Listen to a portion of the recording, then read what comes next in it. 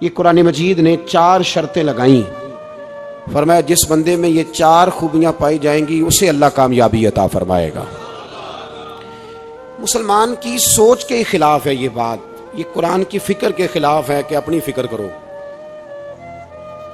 Burma کے لیے، کشمیر کے لیے، فلسطین کے لیے بات نہ کرو، اپنی فکر کرو۔ یہ قرآن کی سوچ کے خلاف ہے، یہ قرآن کے پیغام کے خلاف ہے۔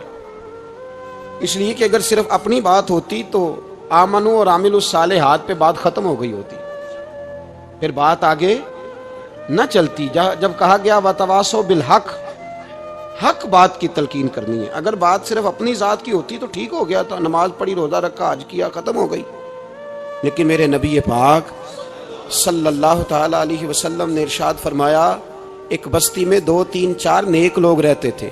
میرے پیارے کریم رسول فرماتے ہیں 3 4 بڑے پرہیزگار، متقی، صاف ستھرے صوفی صاحب، درویش صاحب، علامہ صاحب، بڑے جو کہتے تھے بالکل جی میں کوئی بات نہیں کرتا، کسی بادشاہ کو نہیں چھیڑتا، میں تو بس لوگوں کو اللہ اللہ بتاتا ہوں، میرا کوئی تعلق نہیں، کوئی مرے کوئی جیے، بڑے نیک صاف ستھرے پرہیزگار۔ باقی ساری بستی گناہ کرتی تھی۔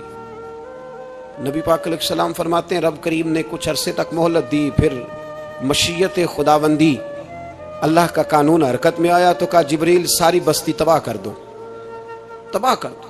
اللہ مہلت دیتا ہے، مہلت دیتا ہے۔ ہم لوگ سمجھتے ہیں نہیں ہماری سیاسی چالیں صحیح چل رہی ہیں، اللہ مہلت دیتا ہے۔ رب کریم نے فرمایا جبریل انہیں تباہ کر دو، تو حضرت جبریل امین علیہ السلام نے عرض کی مولا وہاں تو تیرے 3 4 بڑے نیک بندے بھی رہتے ہیں، بڑے پرہیزگار، سچ بولنے والے، دیانتداری والے، حاجی صاحب، نمازی صاحب، صوفی صاحب، پیر صاحب، بڑے خوبصورت، ان کا کیا کریں؟ تو میرے محبوب پاک علیہ السلام فرماتے ہیں رب کریم نے فرمایا سب سے پہلے انہیں تباہ کرنا، سب سے پہلے انہیں سب سے پہلے، اور الٹ دو بستی، پہلے ان کا نمبر لگاؤ۔ یا اللہ ان کی کیا غلطی ہے؟ تو غلطی سن لیں، غلطی یہ ہے کہ انہوں نے 2 صفتیں پیدا کی ہیں، اگلی 2 پیدا کیوں نہیں کی؟ الا الذین آمنوا وعملوا الصالحات پہ روک کیوں گئے، آگے کیوں نہیں بڑھے؟ اللہ کریم نے فرمایا جبریل دیکھو نا، میری نافرمانی ہوتی رہی اور ان کے چہرے پر کبھی شکن تک نہیں آیا، لوگ میرا قانون توڑتے رہے، انہیں کبھی برا ہی نہیں لگا، گناہ دیکھ کر کبھی خیال ہی نہیں آیا بدلنے کا۔ میرے بھائی امت مسلمہ اپنے لیے تو آئی نہیں دنیا میں، نبی پاک کی اس لیے تھوڑے آئے تھے کہ پیسے کمائیں، دنیا داری کریں، جھوٹ سچ ماریں اور رخصت ہو جائیں، بچے پیدا کریں۔ یہ کام تو ہندو سکھ بدھ مت سارے کر رہے ہیں، تو فقط اس کام کے لیے تھوڑی آیا ہے۔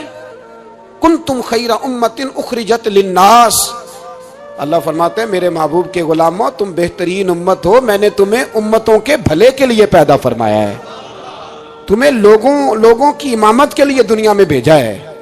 اے نوجوان مسلم کبھی یہ تدبر بھی کیا تو نے، وہ کون سا گردو ہے جس کا ہے تو ایک ٹوٹا ہوا تارا؟ تو نے کبھی سوچا ہے تو کیا ہے؟ پتہ ہے تجھے؟ روزی کماؤ، روٹی کماؤ، اور اب تو بہت سارے لوگ جھوٹ کی دنیا میں زندہ ہیں، جھوٹ بولتے ہیں اپنے آپ کے ساتھ بھی، دائیں بائیں فراڈ کر رہے ہیں اپنی ذات کے ساتھ، خول بنا لیا اس میں بند ہو گئے، باہر ہی نہیں نکل۔ اپنے ملک کی سوچو، اپنی بات کرو۔ علامہ اقبال نے پتہ کیا کہا تھا؟ اقبال نے، یہ سنو جو لوگ کہتے ہیں پہلے پاکستان، برما کے مسلمان بعد میں، کشمیر کے مسلمان پہلے سنو اقبال کیا کہتے ہیں۔ اقبال کہنے لگے ان تازہ خداؤں میں بڑا سب سے وطن ہے، ان تازہ خداؤں میں بڑا کون ہے؟ وطن کی محبت ایمان کا حصہ، اس میں شک نہیں، لیکن اگر اسلام سے پہلے وطن آ گیا تو اقبال کہتے ہیں ان تازہ خداؤں میں بڑا سب سے وطن ہے، اور جو پیرہن اس کا ہے وہ مذہب کا کفن ہے۔ فرماتے ہیں جو وطن اوڑھ لیتا ہے اس نے اپنے مذہب کو دفن کر دیا۔ سب سے پہلے پاکستان نہیں، سب سے پہلے رسول اللہ کا دین ہے، سب سے پہلے قرآن ہے، سب سے پہلے نبی پاک کا فرمان ہے، سب سے پہلے امت مسلمہ ہے۔ ان تازہ خداؤں میں بڑا سب سے وطن ہے، جو پیرہن اس کا ہے وہ مذہب کا کفن ہے۔ اور اقبال کہنے لگے قوم مذہب سے ہے، مذہب جو نہیں تم بھی نہیں، قوم مذہب سے ہے، مذہب جو نہیں، کوئی نہیں سمجھ آ رہی ہے آپ کو میری بات؟ قوم کس سے ہے؟ پاکستانی ہونے سے، پنجابی ہونے سے، سندھی بلوچی پٹھان ہونے سے نہ، قوم مذہب سے ہے، اور مذہب جو نہیں تم بھی نہیں۔ یہ کیسے ہو سکتا ہے کہ مذہب نہ ہو اور بندہ زندہ رہے؟ یہ کیسے ہو سکتا ہے؟ بھائی کافر نے اصل میں جاگ ہی نہیں رہا، میں جاگتا ہی نہیں، میں جیب کی سوچتا ہوں، مسجد کی سوچتا ہوں، خانقاہ کی سوچتا ہوں، مدرسے کی سوچتا ہوں، دکان کی، سارا دن تو اس چکر میں لگا رہتا ہوں لوگوں کو ثابت کرنے میں کہ میں صحیح ہوں باقی غلط ہے۔ میں تو اپنی ذات کے خول سے اٹھ ہی نہیں رہا، اور مجھے یہ اندازہ ہی نہیں کہ لیبیا سارا کٹ گیا، مصر کے ٹکڑے ٹکڑے ہو گئے، مجھے پتہ ہی نہیں کہ شام، جس کے بارے میں میرے نبی پاک علیہ السلام نے فرمایا مکے اور مدینے کے بعد اللہ نے سب سے زیادہ برکتیں ملک کے شام میں رکھی ہیں، اور حضور نے فرمایا جس نے ہجرت کرنی ہو وہ شام جائے۔ اتنا اعلیٰ ملک سارا کٹ گیا، 4-4 ہزار لوگ ایک ایک دن میں قتل ہو گئے، پر میرا گھر آباد ہے نا، کوئی حرج نہیں، وہ کٹتے ہیں تو وہ دور ہیں، کٹتے رہیں۔ فلسطین میں ہمارے یہاں معراج کی محفلیں بڑی جم کے ہوتی ہیں، سارے لوگ پڑھتے ہیں سبحان الذی اسریٰ بعبدہ لیلا من المسجد الحرام الی المسجد الاقصی۔ انہیں پوچھو روز قرآن مجید میں مسجد اقصی کا نام لینے والوں تو مسجد اقصی کہتے ہو تو تمہیں اللہ کتنی نیکیاں عطا کرتا ہے، بتاؤ تو صحیح مسجد اقصی کدھر ہے؟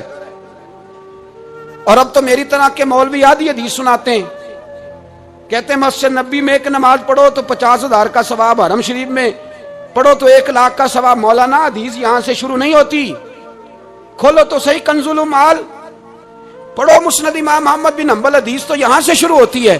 میرے نبی پاک نے فرمایا مسجد اقصی میں جس نے ایک نماز پڑھی 25,000 کا ثواب، اور میری مسجد میں جس نے ایک نماز پڑھی 50,000 کا ثواب، اور اللہ کے گھر بیت اللہ جس نے پڑھی 1,00,000 کا ثواب۔ مسجد اقصی کا تو ذکر ہی چھوڑ گیا ہے، کیوں؟ وہ مسجد جس کی طرف منہ کر کے 15 سال میرے نبی پاک نے نماز ادا کی، کس نے؟ بولیے گا 15 سال تک، 2 ہجری میں 13 سال مکے میں، 2 سال مدینے میں، مسجد اقصی کی طرف جدھر منہ کر کے تیرے اور میرے رسول نماز پڑھتے رہے۔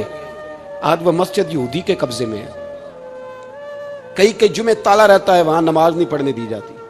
مجھے کیا لگے اس بات سے، میری مسجد میں تھوڑی لگا ہوا ہے۔ ایسی ہوا چلی ہے کہ ہر شخص سوچتا ہے تمام شہر جلے بس ایک میرا گھر نہ جلے۔ بھائی یہ وہ دور ہے جس دور میں ذرا سی بھی کسی شخص کو تکلیف ہوتی ہے تو عالمی میڈیا پہ بات جاتی ہے، موبائل جیبوں میں فوراً تصویریں کیش ہوتی ہیں۔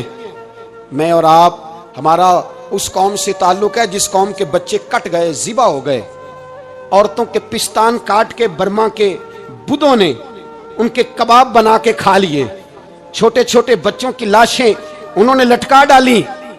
اور یہاں میں حکومت کی کیا بات کروں، یہاں کسی سیاستدان کو مکھی کاٹ جائے تو ہمارے پھٹے آباد ہو جاتے ہیں بحث کرنے کے لیے۔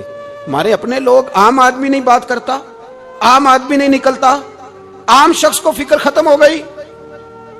میری بھائی سب سے بڑھ کر بہترین مسجد کے خطیب امام حسین تھے۔ مسجد نبی سے بڑی بھی کوئی مسجد ہوگی جس ممبر پر رسول پاک بیٹھ کے خطبہ دیا کرتے تھے؟ اور میرے مصطفیٰ کے آستانے سے بڑا بھی کوئی آستانہ ہوگا جس کی سجادگی امام حسین کے پاس تھی؟ کہتے ہیں ہمارا کیا تعلق، ہمیں کیا لگے، جو مرضی ہوتا پھرے۔ امام علی مقام آرام سے مسجد نبی میں بیٹھے تھے، زمانہ پوری دنیا سے جاتا تھا، ہاتھ چومتا تھا، قدموں میں بیٹھتا تھا۔ اتنے بڑی عظمت والی بھی کوئی شخصیت ہوگی جس کے رگوں میں رسول اللہ کا خون دوڑتا ہے، جسے حضور اپنی زبان مبارک اس طرح وہ چوسا کرتے تھے جیسے عرب کے لوگ پیاس کے عالم میں کھجور چوسا کرتے تھے۔ اتنا بڑا بھی کچھ شخص تھا، لیکن جب دین پہ کڑا وقت آیا تو حسین نے مسجد کی خطابت نہیں بچائی، آستانہ نہیں بچایا۔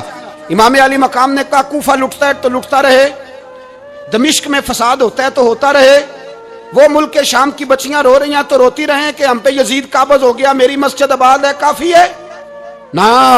امام حسین نکلے اور نکل کے کہنے لگے جنت البقیع والی جگہ پہ کھڑے ہو کہ یا رسول اللہ میں جا رہا ہوں اور آپ کے لیے جا رہا ہوں، اس لیے کہ مجھے اس شام کو بچانا ہے جس شام میں رسول اللہ کا کلمہ پڑھنے والے لوگ بستے ہیں۔ مجھے کوفہ، دمشق، مصر کے لوگوں کو بچانا ہے۔ نانا تیرے کرم کے خزینے کی خیر ہو، میں جا رہا ہوں تیرے مدینے کی خیر ہو۔ نکل کھڑے ہوئے امام علی مقام، میدان میں نکلے، کس کے خلاف؟ بولے کون تھا یزید؟ مسلمان تھا۔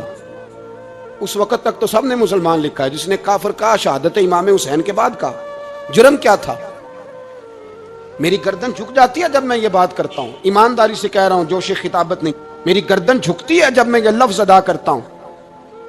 امام علی مقام اس شخص کے خلاف نکلے. سارے خطبے امام حسین کے پڑھ کے دیکھو. امام حسین نے فرمایا یزید شرابی ہے. شرابی مسلمانوں کا حکمران ہو سکتا؟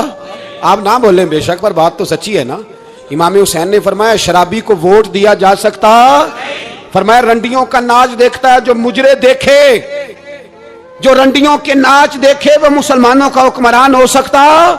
امام حسین میدان میں نکلے اور 18 سال کے علی اکبر سے لے کر 6 مہینے کا علی اصغر دے دیا، لیکن شرابی کو برداشت، بے حیا کو برداشت تو میں کیسے کرتے؟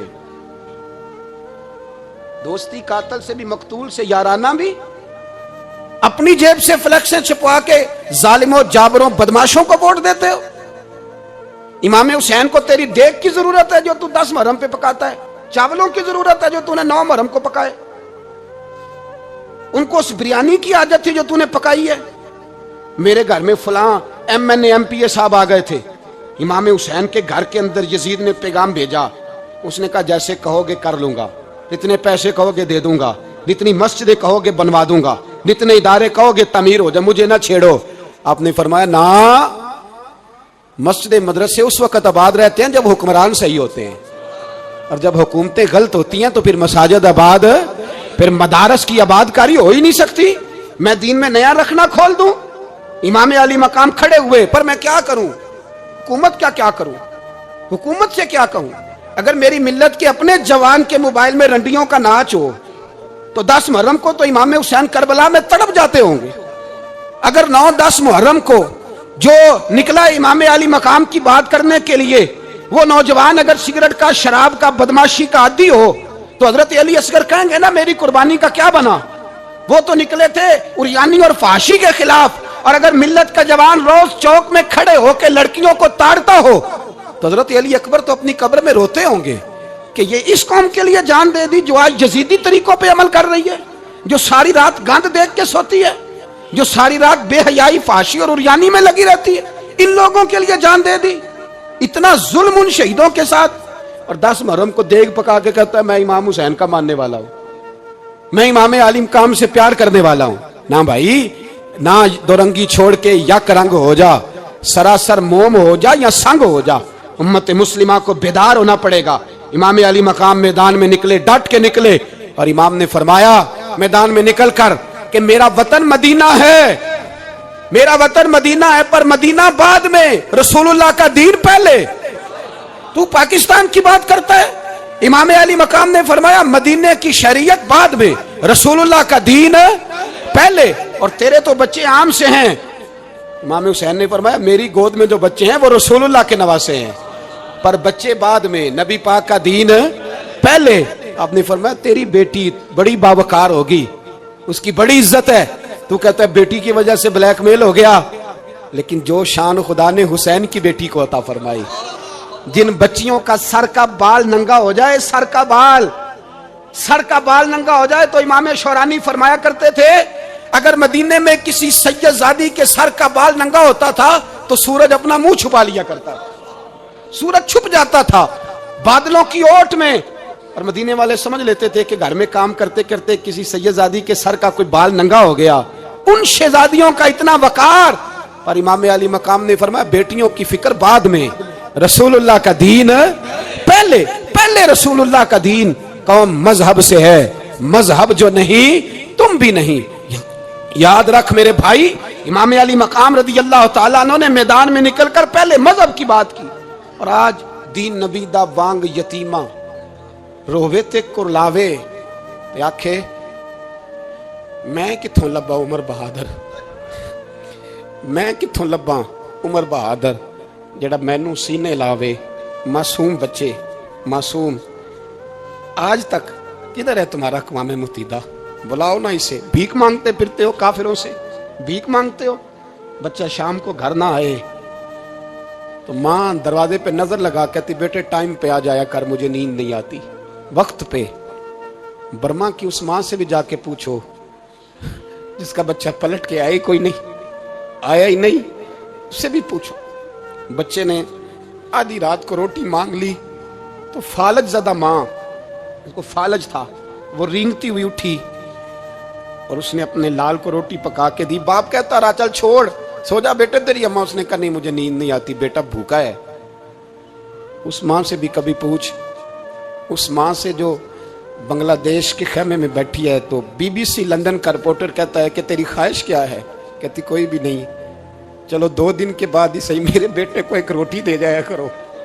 روٹی مانگتا ہے مجھ سے, میں کدھر سے لاؤں؟ یہ لوارث قوم ہے, میں حکمران سے جا کے بات کروں جب میرا اپنا نمازی مسلمان کہتا ہے پہلے پاکستان کے بچے تو پال لو. میرے بھائی تجھے خبر ہی نہیں, یہ تو جانا تو کبھی گنبد خضرا پہ, تو میرے مصطفیٰ نے فرمایا من ازا مسلم فقط ازانی, فرمایا جب میرا مسلمان تکلیف میں ہوتا ہے تو میں گنبد میں تکلیف میں ہوتا ہوں, مجھے درد ہوتا ہے, مجھے اذیت ہوتی ہے. پوچھ جا کے محبوب پاک سے. میرے عزیز کسی کو غم ہی نہیں ان لوگوں کا, کسی کو پرواہ ہی نہیں, کچھ سوچتا ہی نہیں ان کے بارے میں. میں اپنے گھر میں مست ہوں, آپ اپنے گھر میں مست ہیں. میرے رسول اللہ کی امت لٹ گئی ساری, جگہ جگہ تباہی. 1 انچ دھرتی پر زمین ایسی نہیں جو کافر کی اور خون بہتا ہو. ایک ریمنڈ ڈیوس امریکی کتا یہاں بند تھا مسلمانوں کے قتل میں, انہیں اپنی قوم کی اتنی فکر تھی وہ راتوں رات چھڑا کے لے گئے. لیکن میری اور تیری بہن عافیہ صدیقیہ سالوں سے بند ہے.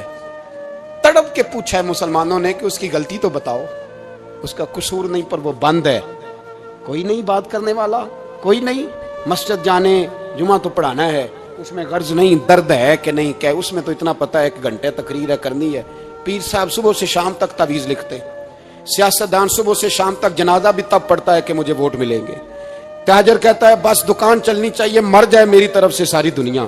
بس کرو, اس خول سے باہر نکلو. اے نوجوان مسلم, کبھی یہ تدبر بھی کیا تو نے, وہ کون سا گردوں ہے جس کا ہے تو ایک ٹوٹا ہوا تارا؟ تو نے سوچا ہی نہیں کبھی, تجھے کبھی خبر ہی نہیں ہوئی کہ یہ کس قدر بڑا کام تھا؟ میرے رسول پاک صلی اللہ علیہ وسلم کے غلاموں جاگو. میں دعائی دیتا پھرتا ہوں, میں کہتا ہوں جٹ بن کے بڑا جی لیا, بٹ رائیں انصاری بن کے بڑا جیا. بس کر دو, بس کر دو. اب مسلمان بن کے جینا سیکھو. اب اپنی پہچان رسول اللہ کی غلامی بناؤ. اب کہو پہلے دین باقی ہر چیز بعد میں. بس کرو, بہت ہو چکا ہمارے ساتھ, اب تھوڑا جاگو. میں بہت ساری باتیں دل میں لے کے آیا تھا جو آپ سے کرنی تھی, پر یہ لفظ ہیں کہ ٹوٹتے ہی جا رہے ہیں. بات ہے کہ سمت کا تعین ہی نہیں ہو پا رہا.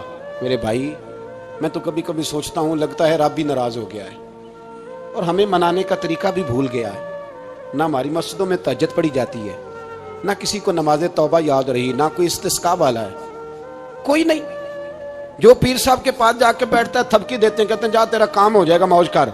کبھی نہیں کو کہتا توبہ بھی کر, استغفار بھی پڑھ, یہ داڑھی پوری کر, دین رسول اللہ کا اس کی طرف تو توجہ کر. کوئی تبلیغ ہی نہیں کرتا, سارے پھوکا پھاکی پہ لگ گئے ہیں. کوئی خیال ہی نہیں آ رہا کسی شخص کو کہ ہماری تباہیوں کا سبب کیا ہے. علاقہ تک قبرص فتح ہوا, تمام لوگ نعرے لگا رہے ہیں. حضرت ابو ذر غفاری کونے میں بیٹھ کے رونے لگ گئے. مسلمانوں کو فتح ملی, سب لوگ نعرے لگا رہے ہیں, خوشی ہو رہی ہے کہ علاقہ فتح ہو گیا.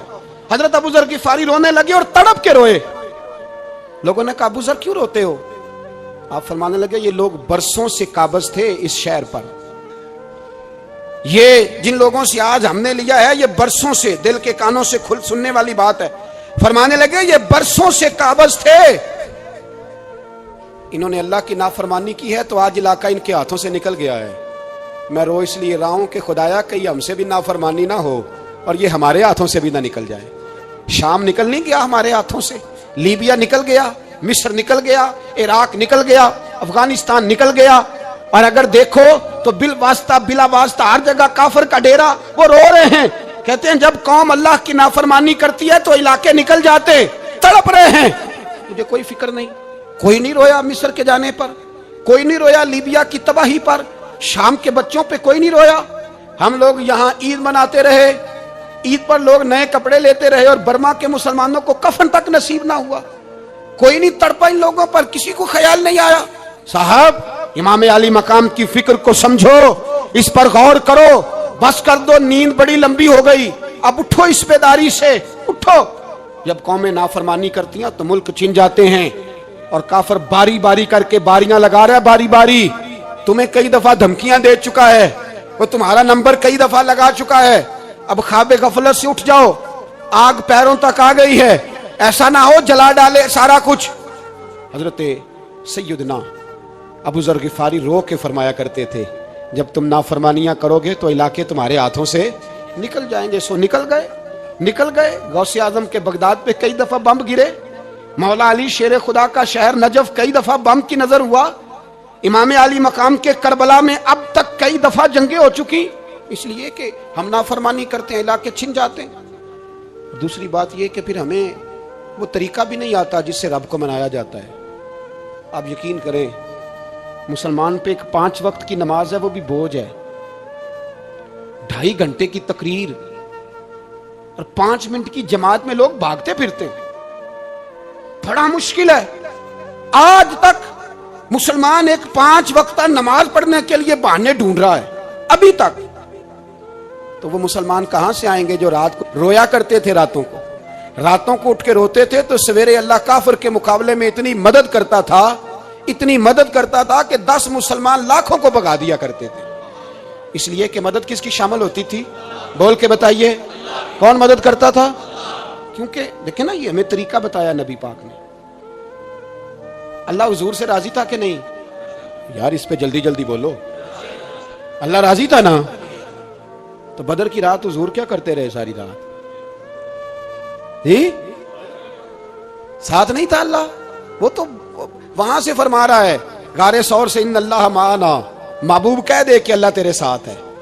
وہاں تھے محبوب کہہ رہے ہیں اللہ ہمارے ساتھ ہے, وہاں سے اللہ ساتھ تھا. پر ساری رات, بدر کی ساری رات, اور دعا کا رنگ کیا تھا؟